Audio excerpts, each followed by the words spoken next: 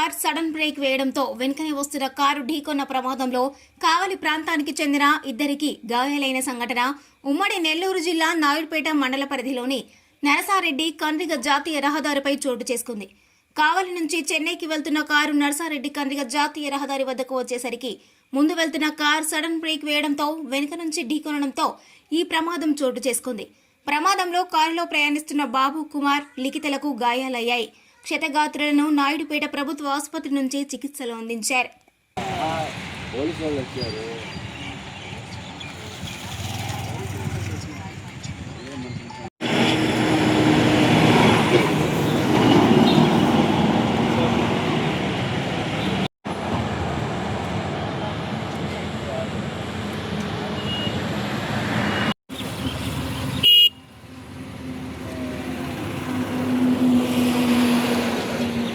మరిన్ని news update కోసం A3 news ఛానల్ని సబ్స్క్రైబ్ చేసి బెల్ ఐకాన్ను ప్రెస్ చేయండి.